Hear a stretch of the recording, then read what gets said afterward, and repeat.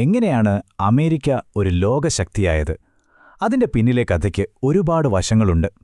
യാദൃച്ഛികതകൾ, വലിയ മുന്നേറ്റങ്ങൾ, പിന്നെ കനത്ത തിരിച്ചടികൾ. ആവേശകരമായ ആ കഥയാണ് നമ്മൾ ഇന്ന് പരിശോധിക്കാൻ പോകുന്നത്.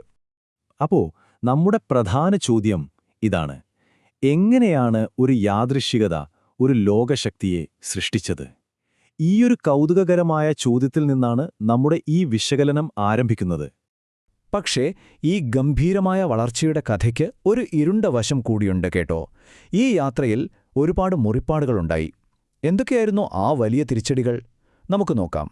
ഒന്നാം ഭാഗം യാദൃച്ഛികതയിൽ നിന്ന് ഒരു രാഷ്ട്രത്തിലേക്ക്. നമുക്കെക്ദം തുടക്കത്തിൽ നിന്ന് തുടങ്ങാം. അമേരിക്കൻ കഥയുടെ കണ്ടെത്തൽ മുതൽ ഒരു പുതിയ രാഷ്ട്രം പിറവിയെടുക്കുന്നതുവരെയുള്ള സംഭവങ്ങളിലേക്ക്. അപ്പോ ഈ കഥയുടെ തുടക്കം തന്നെ ഒരു യാദൃശ്ചികതയിലാണ്. 1492 കൊളംബസ് ഇന്ത്യയിലേക്കുള്ള വഴി തേടിപ്പോയതാണ്. പക്ഷെ ചെന്നെത്തിയത് അമേരിക്കൻ ഭൂഖണ്ഡത്തിൽ. അതോടെ കാര്യങ്ങൾ മാറിമറിഞ്ഞു. പിന്നീട് 1600കളിലും 1700കളിലുമായി ഇംഗ്ലണ്ട് അവിടെ 13 കോളനികൾ സ്ഥാപിച്ചു.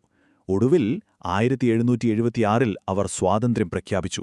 1783 യുദ്ധവിജയത്തോടെ അമേരിക്ക എന്ന പുതിയ രാഷ്ട്രം പിറവിയെടുക്കുകയും ചെയ്തു. തോമസ് ജെഫേഴ്സൺ, ജോർജ് വാഷിംഗ്ടൺ തുടങ്ങിയ സ്ഥാപക നേതാക്കളുടെയൊക്കെ മനസ്സിൽ ഇതൊരു വെറും രാജ്യമല്ലായിരുന്നു. അവരുടെ സ്വപ്നം എന്തായിരുന്നെന്നറിയാമോ?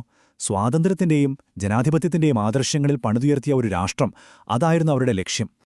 രണ്ടാം ഭാഗം വികാസവും വിഭജനവും. ഓക്കെ, അപ്പോൾ രാജ്യം രൂപീകരിച്ചു. ഇനി അടുത്ത ഘട്ടം. ഈ പുതിയ രാഷ്ട്രം വളരാൻ തുടങ്ങിയപ്പോണ്ടല്ലോ, രാജ്യത്തിനകത്ത് തന്നെ വലിയ പ്രശ്നങ്ങളും തുടങ്ങി. അതെന്തൊക്കെയായിരുന്നു എന്ന് നോക്കാം. അക്കാലത്ത് അമേരിക്കക്കാർക്കിടയിൽ ഒരു വിശ്വാസമുണ്ടായിരുന്നു. മാനിഫെസ്റ്റ് ഡെസ്റ്റിനി എന്ന് പറയും. അതായത്, ഈ വടക്കേ അമേരിക്കൻ ഭൂഖണ്ഡം മുഴുവൻ ഭരിക്കാൻ ദൈവം തങ്ങളെയാണ് തിരഞ്ഞെടുത്തതെന്ന്. പക്ഷേ ഈ വികാസത്തിന് വലിയൊരു വില കൊടുക്കേണ്ടി വന്നു. അതെ, അവിടുത്തെ തദ്ദേശീയരായ ആളുകളെ അവരുടെ സ്വന്തം മണ്ണിൽ നിന്ന് ആട്ടിയോടിച്ചു. അടിമത്തം പോലുള്ള വിഷയങ്ങളിലെ അഭിപ്രായ വ്യത്യാസം അവസാനം രാജ്യത്തെ രണ്ടായി പിളർത്തി. ഒരു ആഭ്യന്തര യുദ്ധത്തിലേക്ക് തന്നെ കാര്യങ്ങളെത്തി. ഒരു വശത്ത് യൂണിയൻ, അവർക്ക് രാജ്യം ഒന്നായി നിൽക്കണമായിരുന്നു, അടിമത്തം അവസാനിപ്പിക്കണമായിരുന്നു. മറുവശത്ത് കോൺഫെഡറസി, അവർക്ക് വിട്ടുപോകാനും അടിമത്തം തുടരാനുമായിരുന്നു താൽപ്പര്യം. അവസാനം യൂണിയൻ ജയിച്ചു, രാജ്യം ഒന്നായി നിന്നു, അടിമത്തവും അവസാനിച്ചു. ഈ ആഭ്യന്തര യുദ്ധം കഴിഞ്ഞതോടെ അമേരിക്ക ശരിക്കും കൂടുതൽ ശക്തരായി. ഇൻഡസ്ട്രിയലായിട്ട് രാജ്യം ഒരുപാട് മുന്നോട്ടുപോയി. ലോകവേദിയിൽ ഒരു വലിയ കളിക്കാരനാകാൻ അവർ തയ്യാറെടുത്തു കഴിഞ്ഞിരുന്നു. മൂന്നാം ഭാഗം ഒരു ലോകശക്തിയായി മാറുന്നു. അങ്ങനെ രാജ്യത്തിനകത്ത് പ്രശ്നങ്ങൾ പരിഹരിച്ച് അവർ പുറത്തേക്ക് നോക്കാൻ തുടങ്ങി. എങ്ങനെയാണ് അമേരിക്ക ഒരു പ്രാദേശിക ശക്തിയിൽ നിന്ന് ഒരു ലോകശക്തിയായി മാറിയത്? അതാണ് നമ്മൾ ഇനി നോക്കാൻ പോകുന്നത്. ഇതിന് 3 പ്രധാന കാരണങ്ങളുണ്ട്. ഒന്ന്, അവരുടെ വ്യാവസായിക വളർച്ച. റെയിൽവേയും ഫാക്ടറികളുമൊക്കെയായി സമ്പദ്വ്യവസ്ഥ കുതിച്ചു. 2, ഒന്നാം ലോക മഹായുദ്ധം. 1917 യുദ്ധത്തിൽ ചേർന്നതോടെ അമേരിക്ക ലോകരാഷ്ട്രീയത്തിൽ തങ്ങളുടേതായൊരു ഇടം കണ്ടെത്തി.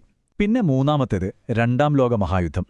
പേൾ ഹാർബർ ആക്രമണത്തിന് ശേഷം യുദ്ധത്തിലിറങ്ങിയ അമേരിക്കയുടെ വ്യാവസായിക സൈനിക ശക്തി ശരിക്കും നിർണായകമായി. അതൊരു ഗെയിം ചേഞ്ചറായിരുന്നു. അപ്പോ രണ്ടാം ലോക മഹായുദ്ധം കഴിഞ്ഞപ്പോൾ ലോകത്താകെ 2 സൂപ്പർ പവറുകളെ ബാക്കിയുണ്ടായിരുന്നുള്ളൂ. ഒന്ന് അമേരിക്ക, 2 സോവിയറ്റ് യൂണിയൻ. ഇത് പുതിയൊരു മത്സരത്തിന്, അതായത് ശീതയുദ്ധത്തിന് വഴി തുറന്നു. നാലാം ഭാഗം ഏകലോകശക്തി. ഓക്കെ, അടുത്ത ഘട്ടം ശീതയുദ്ധം. ഈ കാലഘട്ടത്തിൽ എങ്ങനെയാണ് അമേരിക്ക സോവിയറ്റ് യൂണിയനെ മറികടന്ന് ലോകത്തിലെ ഒരേയൊരു സൂപ്പർ പവറായി മാറിയതെന്ന് നമുക്ക് നോക്കാം. ഈ ശീതയുദ്ധം എന്ന് പറയുന്നത് തോക്കെടുത്ത് നേർക്കുനേർ പോരാടുന്ന ഒന്നായിരുന്നില്ല. ഇത് 2 ആശയങ്ങൾ തമ്മിലുള്ള പോരാട്ടമായിരുന്നു. ഒരു വശത്ത് അമേരിക്കയും നാറ്റോയും അവർ മുതലാളിത്തത്തെയും ജനാധിപത്യത്തെയും പിന്തുണച്ചു. മറുവശത്ത് സോവിയറ്റ് യൂണിയനും അവരുടെ സഖ്യകക്ഷികളും, അവർ കമ്മ്യൂണിസത്തെയും. സ്പേസ് റേസ് മുതൽ സൈനിക ശക്തി വരെ എല്ലാറ്റിലും അവർ മത്സരിച്ചു. അമേരിക്കൻ സാങ്കേതിക മുന്നേറ്റത്തിന്റെ ഏറ്റവും വലിയ ഉദാഹരണമായിരുന്നു ചന്ദ്രനിൽ മനുഷ്യനെ ഇറക്കിയത്. നീൽ ആംസ്ട്രോങ്ങിന്റെ ആ പ്രശസ്തമായ വാക്കുകളുണ്ടല്ലോ, മനുഷ്യനൊരു ചെറിയ കാൽവെപ്പ്, മാനവരാശിക്കൊരു കുതിച്ചുചാട്ടം. ശരിക്കും അത് ശീതയുദ്ധത്തിലെ ഒരു വലിയ വിജയമായിരുന്നു. അമേരിക്കയുടെ ആധിപത്യത്തിന് പിന്നിലെ ഒരു പ്രധാന കാരണം അവരുടെ സൈനിക ശക്തിയാണ്.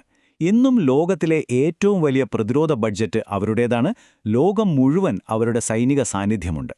ഒടുവിൽ 1991 സോവിയറ്റ് യൂണിയൻ തകർന്നു. അതോടെ ശീതയുദ്ധം അവസാനിച്ചു. പിന്നെ ലോകത്ത് ഒരൊറ്റ സൂപ്പർ പവർ മാത്രം, അമേരിക്ക. അഞ്ചാം ഭാഗം അധികാരത്തിന്റെ മുറിപ്പാടുകൾ. ഇതുവരെ നമ്മൾ കണ്ടത് വിജയങ്ങളുടെ കഥയാണ്. എന്നാൽ ഈ അധികാരയാത്രയിൽ ഒരുപാട് മുറിപ്പാടുകളുമുണ്ടായി. ഇനി നമുക്ക് ആ കഥയുടെ ഇരുണ്ട വശത്തേക്ക് പോകാം. അമേരിക്കയുടെ ശക്തിയെ ചോദ്യം ചെയ്ത വലിയ പരാജയങ്ങളെക്കുറിച്ച് സംസാരിക്കാം. വിയറ്റ്നാം യുദ്ധം നോക്കൂ. ഏകദേശം 20 കൊല്ലം നീണ്ടുനിന്ന ഒരു യുദ്ധം. 1955 തുടങ്ങിയ ഇടപെടൽ 1975 അമേരിക്ക പൂർണ്ണമായി പിൻവാങ്ങുന്നതോടെ അവസാനിച്ചത്. ഇത് അവരുടെ ചരിത്രത്തിലെ ഏറ്റവും വലിയ സൈനിക പരാജയങ്ങളിലൊന്നായാണ് കണക്കാക്കുന്നത്. വിയറ്റ്നാമിലെ തോൽവി അമേരിക്കയ്ക്ക് വലിയ ഒരു തിരിച്ചടിയായിരുന്നു. പണം ഒരുപാട് നഷ്ടപ്പെട്ടു, സൈനികർക്ക് ജീവൻ നഷ്ടപ്പെട്ടു. അതിനേക്കാൾ ഉപരി ലോകത്തിനു മുന്നിൽ അവരുടെ ആ ഒരു ധാർമ്മിക നേതാവ് എന്ന ഇമേജ് തകർന്നുപോയി. രാജ്യത്തിനകത്തും പുറത്തും വലിയ പ്രതിഷേധങ്ങൾ ഉയർന്നു. അത്ഭുതമെന്ന് പറയട്ടെ, ചരിത്രം ഏതാണ്ട് അതുപോലെ ആവർത്തിച്ചു. പതിറ്റാണ്ടുകൾക്ക് ശേഷം അഫ്ഗാനിസ്ഥാനിലും ഇതുതന്നെ സംഭവിച്ചു. 2001 തുടങ്ങിയ യുദ്ധം അമേരിക്കൻ ചരിത്രത്തിലെ ഏറ്റവും ദൈർഘ്യമേറിയ യുദ്ധമായി മാറി. അവസാനം 20 വർഷങ്ങൾക്ക് ശേഷം 2021 അവർക്കവിടെ നിന്നും പിന്മാറേണ്ടി വന്നു. അഫ്ഗാനിസ്ഥാനിലെ പിന്മാറ്റം വീണ്ടും ഒരു കാര്യം തെളിയിച്ചു. എത്ര വലിയ സൈനിക ശക്തി ഉണ്ടായിട്ടും ചില യുദ്ധങ്ങൾ ജയിക്കാൻ പറ്റില്ല. അവിടെ ശാശ്വതമായൊരു സമാധാനം കൊണ്ടുവരാൻ അവർക്ക് കഴിഞ്ഞില്ല. ഇത് അമേരിക്കയുടെ യുദ്ധതന്ത്രങ്ങളെക്കുറിച്ച് തന്നെ വലിയ ചോദ്യങ്ങൾ ഉയർത്തി. 6ാം ഭാഗം, ഇന്നത്തെ സങ്കീർണമായ പൈതൃകം. ഓക്കെ, അപ്പോൾ വിജയങ്ങളും പരാജയങ്ങളുമെല്ലാമുള്ള ഈ ഒരു വലിയ ചരിത്രത്തിന്റെ പശ്ചാത്തലത്തിൽ ഇന്ന് ലോകത്ത് അമേരിക്കയുടെ സ്ഥാനം എന്താണ്? അതാണ് നമ്മൾ അവസാനമായി നോക്കുന്നത്. ഇന്ന് അമേരിക്കയുടെ അവസ്ഥ ശരിക്കും സങ്കീർണമാണ്.